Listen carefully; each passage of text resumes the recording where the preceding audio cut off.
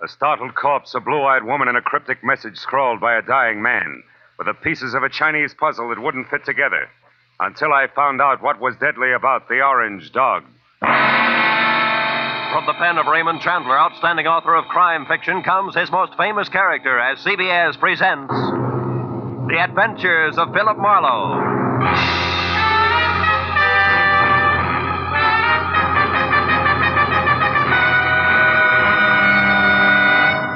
And now, with Gerald Moore, starred as Philip Marlowe, we bring you tonight's exciting story, The Orange Dog.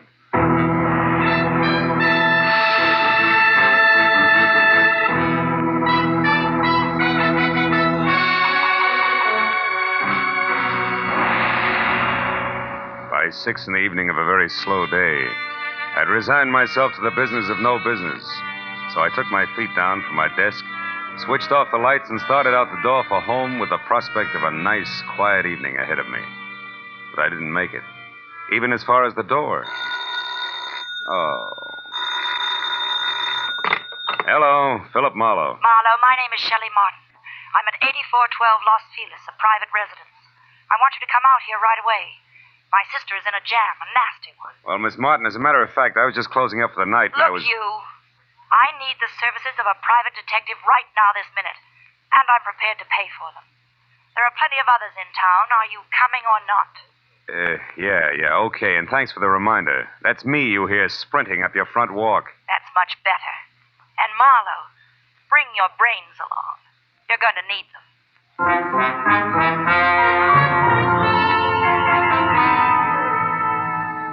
And that was the end of my quiet evening. But I just couldn't resist those government engravings of Mr. Lincoln. So I drove down to Weston, turned off on Los Feliz, and found the number 8412. The yard was an overgrown tangle of perennial plants losing their battle with the weeds. It was like a girl in a strapless evening gown with her hair up in curlers. However, I could see a light through the Venetian blinds, and the doorbell worked with a resonant two-tone chime that caused the door to open just far enough to allow a pair of eyes so blue they were almost purple to peek out at me. Yes, what is it? I'm delivering that private detective you ordered. Oh, Marlowe, come in. Thanks. Sit down, won't you? Thanks again. All right, what's the next move? It's about my kid sister. Mm-hmm. She's involved with a man named Lou Horner, a San Francisco broker. She's quite deeply involved, I'm afraid. Oh? You see, some very strange things are going on, Marlowe, and my sister is a naive kid caught right in the middle of them. Yeah, I see. What sort of strange things, Miss Martin? Shelley. Sweet. Well, to begin with, when I arrived from San Francisco today, my sister called me and asked me to meet her here in this house. When I got here, the lights were on, the radio was playing, and the front door was open. But the place was deserted. Whose house is it, Horner's? No, I think she said it belongs to a friend of his who's in Europe now. This Horner person uses it when he's in Los Angeles. Well, couldn't they have stepped out for a while? Mm-mm. You know, you don't look the type, Shelley, but maybe you're just panicky, huh? No, I'm not being panicky. All right. Where's the nasty jam? Right behind the couch. Take a look. Okay. But you know, I see what you mean. Who is he, Shelley? How'd he get here? Maybe it's Horner, I don't know. I tried to search him, but I couldn't. Mm-hmm. Well, it wouldn't have helped anyway. Whoever shot him cleaned him out. No wallet, no papers, nothing. I found this magazine lying under his hand. Look here. Mm-hmm. He must have written this just before he died. Where's that? Here. Oh. It says, call Marion tonight about the orange dog, a foe. Orange dog, a foe. For what?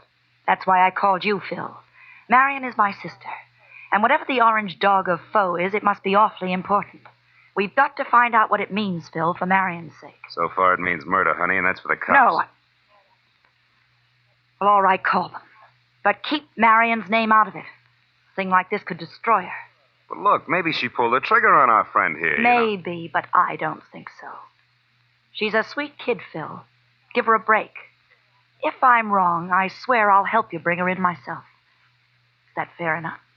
Okay, Shelley, it's a deal. It makes just as much sense as the orange dog of foe, but no more.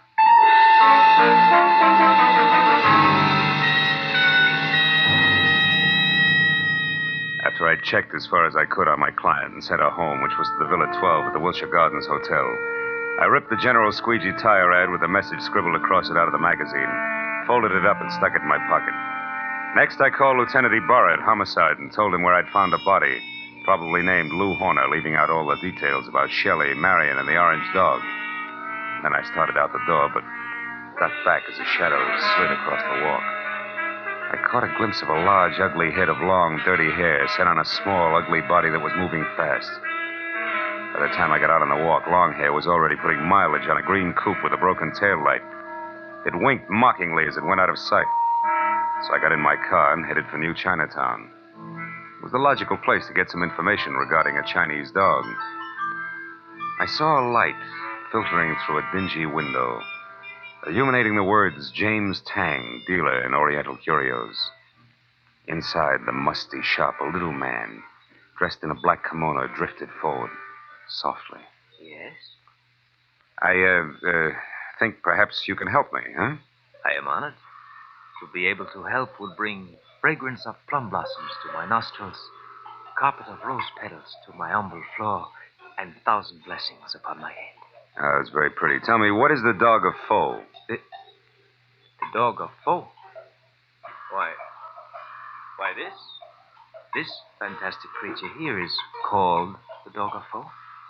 His fierce eyes and snarling mouth are to frighten away evil spirits from temples of Buddha. Why do you say called the dog of Foe? Amateur collectors and auctioneers have named him that. It sounds exotic to cash customers. Actually, he is a lion. The lion of Korea. I see. Tang, would you happen to have an orange dog of Foe?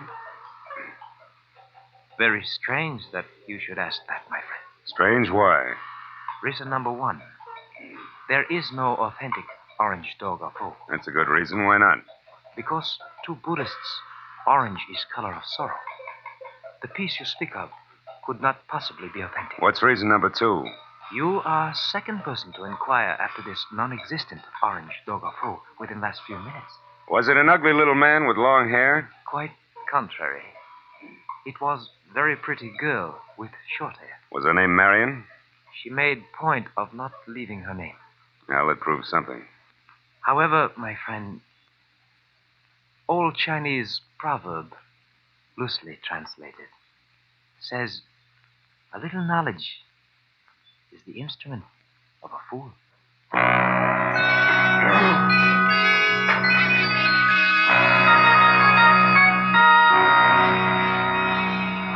There were 9 other curio shops in the neighborhood, so I started making the rounds for the non-existent orange dog of Foe and a girl who was interested in one. From the first 3 shops, I got a fast horse laugh in the fact that the girl was still ahead of me. The next 2 netted an insult apiece and a total blank on the dame. And from the 6th, called Saxon's, a glossy, well-ordered place on West 7th Street, the only effect was a coldly curious raised eyebrow. The man in front of me, whom I took to be Mr. Saxon himself, was a gaunt white Russian with a high, naked head the color of warm paraffin. His slender fingers played nervously with each other as we talked. The orange dog of Foe. Yes, I have heard of such a piece, I think. It would be porcelain. Probably. This is your business. Who has it, Mr. Saxon? Can you tell me? No, I'm sorry. I believe I heard this orange dog mentioned just once, somewhere down in the village. But I'm sure I could never remember who spoke of it or when. Oh, no idea of its value then, huh? Now that you mention it, I seem to remember the figure 20,000. You mean yen. How much in American money? I am speaking of American money. It would be an importation from China, you know. How could it be worth that much? It's not even authentic, Mr. Saxon. Authentic? You seem to know a good deal more than I about this orange dog. Possibly one would have to see it to appreciate its value. Yeah. Tell me, has a girl been in here tonight looking for this orange dog? A girl? I know. Know anybody named Marion? Marion. No, there is no one in my acquaintance by that name. But why do you ask?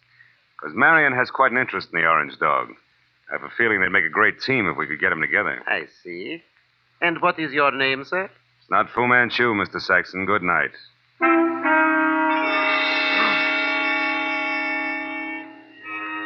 Saxon's expression didn't change. I turned and walked out of the place, and then because, with both of us using double talk, the conversation was bound to deteriorate. At least I had found out that the orange dog of Foe existed. It was going for a very high figure, especially for a phony. And it didn't take an abacus to figure out that Saxon knew more than he told me. Well, I started up the sidewalk for the next bric-a-brac emporium when I saw something parked on the side street which brought me to a halt. It was that green coupe with the broken tail light. I went over to it, found it empty, and stuck my head inside to check the registration card for Longhair's real name. Yeah, it was a very foolish move because Longhair at that very moment prodded my kidney with the muzzle of a .38. And neither he nor the gun had a sense of humor. All right, Mr. Wise Guy, come on, walk. You and me are going up the alley here. What's the matter? Don't you feel at home in the light? Shut up. I don't like it much anyway, so you better ease off with the smart sayings. Okay, this'll do us far enough. Well, Mr. Wise Guy, did you find what you're looking for? You mean the orange dog, Shorty? The answer's no. The orange dog. So that's where the plates are. What plates? You're working for Horner. You don't know what plates. Look, chum, when you get your next haircut, have your brains dusted off. Nobody works for Horner anymore. Horner's dead. Dead? Since when? What's the surprise act for? You saw the body. You were sneaking around that house on Los Feliz. In fact, you might have killed Horner yourself. That body wasn't Horner. Why, Horner's 3 times the size of that guy in Los Feliz. He's bald. Also, he's so dumb he can't remember his own phone number. Oh, hold it. I'm looking for Olvera Street where they sell those enchiladas. I'm sorry, gentlemen. I don't want to intrude. Hey, quiet. I'll blow your brains out. All right, now, come on, Mr. Wise Guy. Tell me what Horner's got on his mind. You know all right. I saw you taking orders from his girl. You mean Shelley Martin? Who else? Thought maybe you meant Marion. Marion? Who's Marion? Shelley Martin's sister. And don't let it worry you. Marion's got the orange dog eating out of her hand. I don't say. It ain't funny, mister. It's just peculiar. Because Shelley Martin don't have a sister, I know. So it seems like you're a very mixed-up character. In fact, Mr. Wise Guy, you're so mixed up, you're no good to me at all. So get over there with the rest of that.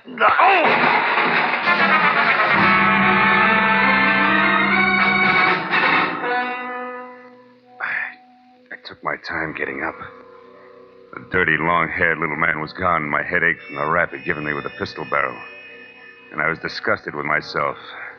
Dry, dirty, disgusted like a drunk at sunrise because a nasty little jerk with an oversized head and a blue-eyed dynamo with auburn hair had me jumping through hoops like a trained ape. I stood in the alley and swore at myself until the futility of that routine dawned on me. Then I decided to go hunting. But I made one stop first at a telephone to at least get Ibarra off my conscience.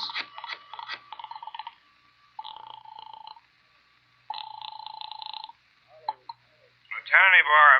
Marlowe, Lieutenant. I just found out that body on Los Feliz isn't Horner. I knew that an hour ago. Huh? The body isn't Horner's, and Horner is no broke. He's a counterfeiter, a big one. Oh. The dead man was a treasury agent named Slade who was closing in on Horner.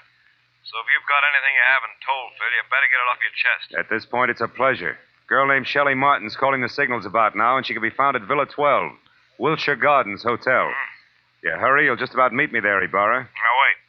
Suppose you go alone and find out what you can first. That's a switch. I'll follow in half an hour. Let's not freeze her up, Marlowe. Let's keep her talking, okay? Okay, Ibarra. That's easy for her. She's got a forked tongue. Only this time it's going to wag strictly on the straight and narrow, I guarantee it.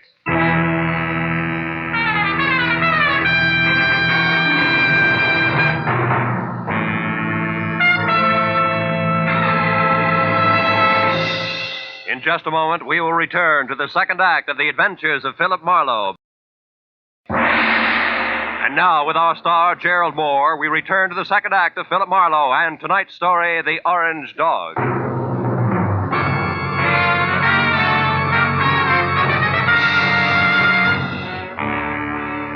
When I pointed my car toward the Wilshire Gardens and a beautiful liar named Shelley Martin, I was sure of two things.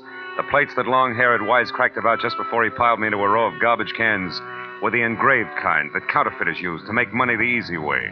And second, both Longhair and Lou Horner were racing for the plates as well as the orange dog, which could be one and the same thing. But 20 minutes later, as I pulled up near Villa 12, which was strips of yellow light and raised voices drifting out of half-open Venetian blinds, I forgot about the gentleman involved and concentrated on a lady who didn't have a sister called Marion. I went around to the back of the villa where I found the service door unlocked and the kitchen beyond dark. And when I entered and quietly moved to a spot near the living room where I could see Shelley snapping at a pompous, excitable man with a red face, All right, I figured that a little eavesdropping might pay where I off. belong. I'm here in Los Angeles. Is there anything wrong with that Mr. Horner? Yes, everything. Why, I wouldn't even have known you were in town if I hadn't gone back to the place in Los Feliz where I saw you and some man having a delightful little chit-chat over the body of that T-man. Treasury man? Yes. Is that who he was? A meddlesome fool I caught snooping through my papers. Then you killed him, Lou. Of course I killed him. I had to.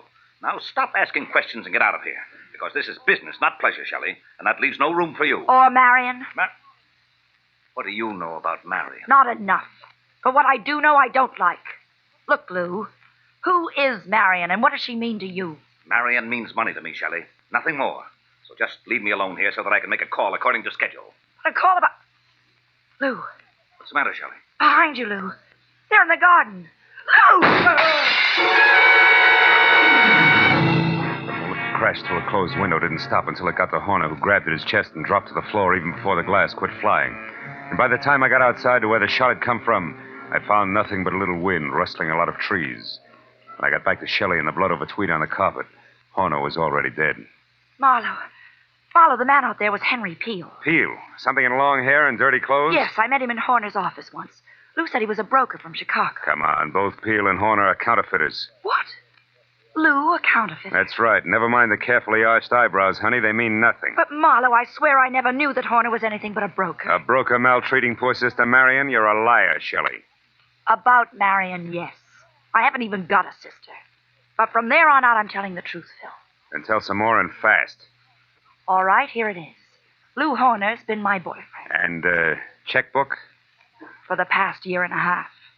But about a month ago, he suddenly stopped being very attentive. And I couldn't figure out why. So you decided to keep your big blue eyes wide open, huh? Exactly. And it paid off. Because I found out that, 1, he had taken better than $20,000 out of his bank account. 2, that he was coming down here to Los Angeles. And 3, that an item named Marion might be beating your time. Yes. And that part of it upset me plenty. Until 10 minutes ago. But then I found out that Horner here was a murderer, and that, Marlowe, I don't buy. 3 cheers for the all-American girl. Oh, skip it, Marlowe. I'll live my way, you live yours. Don't worry, honey. Nobody wants to change places with you. Hey, look. Why does Horner wear a little rubber band on his little finger, do you know? Oh, he had a bad memory. Used every kind of gadget in the books to keep himself from forgetting things, especially numbers. Oh.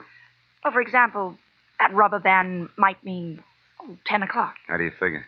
Like 5 and 5. The fingers on each hand, reading from left to right. He used things like that. Oh. Wait a minute. Hmm?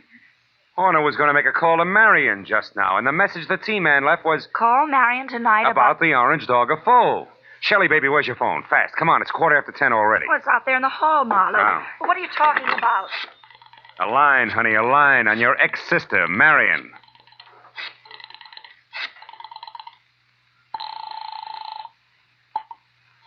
This is Mr. Saxon.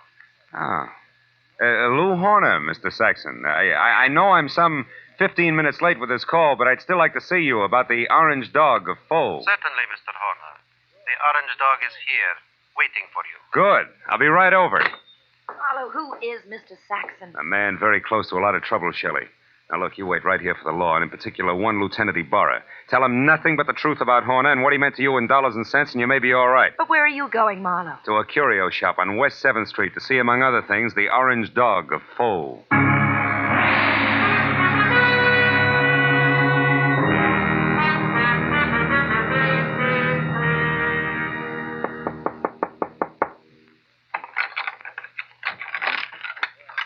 You are the Mr. Horner who called? Yeah. Also the one who was here this afternoon, you remember? Oh, yes. Well, I'm sorry I didn't call you at 10, Mr. Saxon, according to schedule. I hope it hasn't inconvenienced you. No, that's quite all right, Mr. Horner. One moment, sir.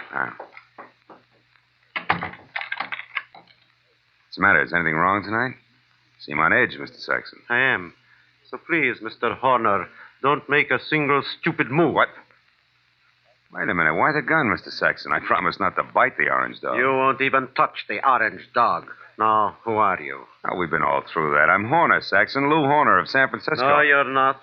Horner would have had no reason to wander around curio shops as you did this afternoon, asking any and everybody about the orange dog. Now, once more, who are you, and where is the real Lou Horner? All right, we'll take them in that order. I'm a private detective named Philip Marlowe, and Lou Horner's a corpse.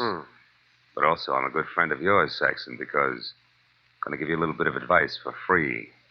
Call it quits, Buster. You're licked.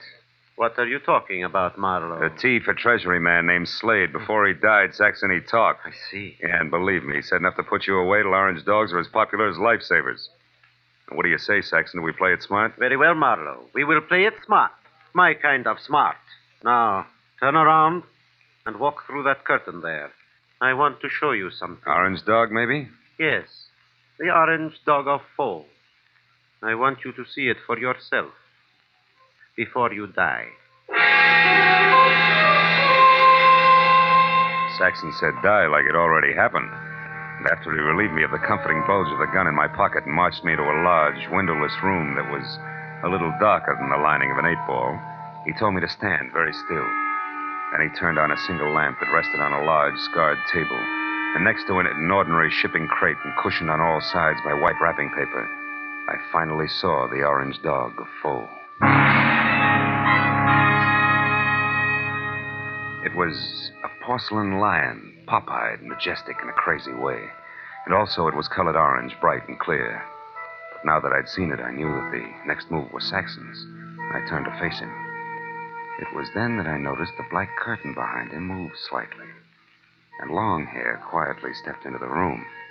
This Mr. Saxon did not know about. Well, Marlowe, now that you have seen the orange dog for your first and last time, what do you think of it? He thinks it's just Jim Dandy, mister. Now drop your gun before I blow the top of your head off. Go on, drop it. It's better. Now sit down there and stay put. You, Marlowe, get across the room. Okay. Thanks for showing up, Peel, before Saxon here ran out of small jokes. Don't kid yourself, Marlowe. I didn't just show up. I've been right behind you all the way. That's how I work. So what do you want, Peel? A couple of very fine engraved plates that I've been after for 6 months now. Plates which could be in the orange dog of Foe? No place else but. Or did you think that maybe the late Mr. Horner wanted as an ornament? But that's all it is. There are no plates in the orange dog. It is only a collector's item. And you're a liar, Saxon. And I know the best way to prove that. Marlowe, pick that thing up and toss it against the wall. No, don't. I tell you, there's nothing in it. Toss it, Marlowe. Go on. Okay, Peel. Now we'll see who's right about the plates being hit. Nothing, huh, Peel? No. Nothing. All right, Saxon, get up. I want to know what the plates are, so I'm going to count to 3. That's how long you have to live if you don't tell me. No. Peel, believe me, there are no plates. 1, 2. Hold it, Peel. Wait. Here are the plates. Here. In this jeweled box. Look, right here, under your nose.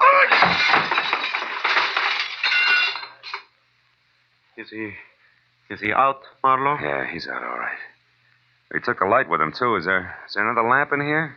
No, there isn't. Nor is there another gun. Why, you stinking little... Wait a minute. Those sirens, Saxon, they're heading this way. Police? Yeah, the police. Looks like sooner or later everybody gets together in the back room at Saxon's, But not everybody stays here, so I'll take this wrapping paper and leave now. Wrapping paper? The stuff that was around the orange dog? Yes, a sample of the best grade of counterfeiting paper made, Marlowe. And that's what Horner was supposed to buy, not plates. Those he got a month ago. Still makes you a crook, Saxon, and one who'll never get past the front door. Oh, no, we'll see about that. Marlowe! Keep shooting, Saxon, in the dark. You got 4 shots left. You filthy murderer! Only 1 now, Saxon. That's number 6. You're through, Saxon. By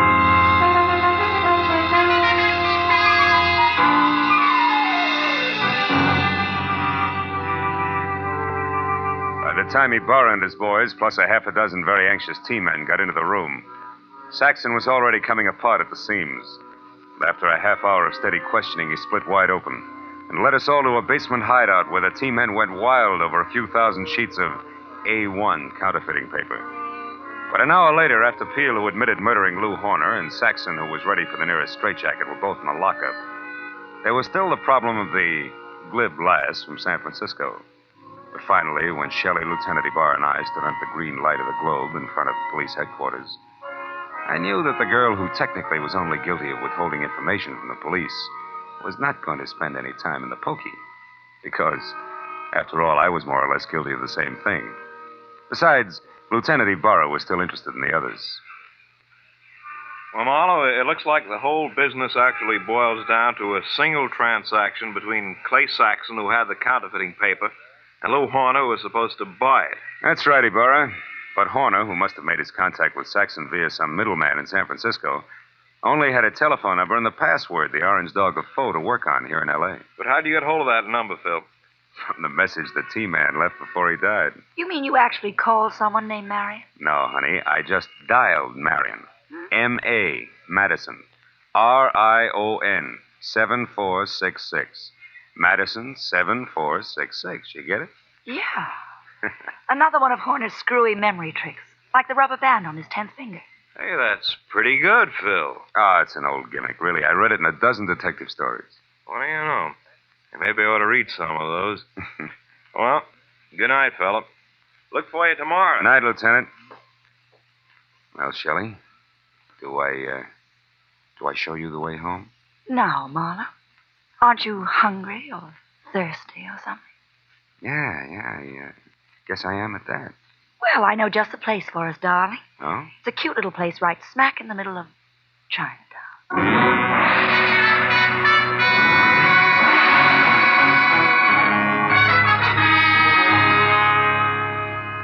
Well, we got through a small Chinese dinner without seeing or hearing from a single orange dog. And when it came time to leave, I was thinking that Shelley wasn't really too bad a kid at that. So when she left the table to powder her nose, I started to make plans. But when she got back, I forgot about them because in the meantime, she'd run into an old friend. Yeah, a rich old friend who was all alone in the big city. I said I didn't mind taking a rain check when she explained that he was from Kansas City and a broker at that. He certainly was overweight. Too much steak and potatoes. Steak and potatoes. Wonder if Lindy's is still open.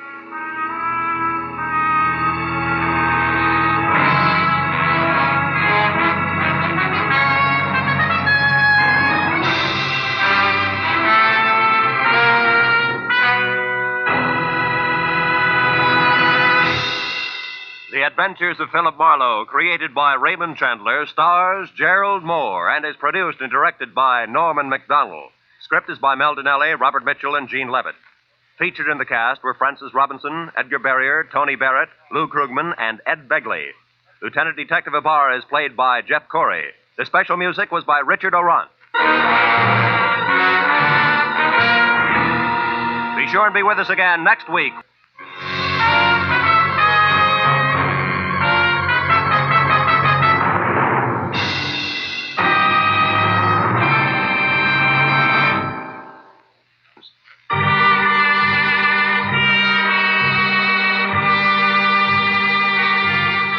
This is Roy Rowan speaking for CBS, the Columbia Broadcasting System.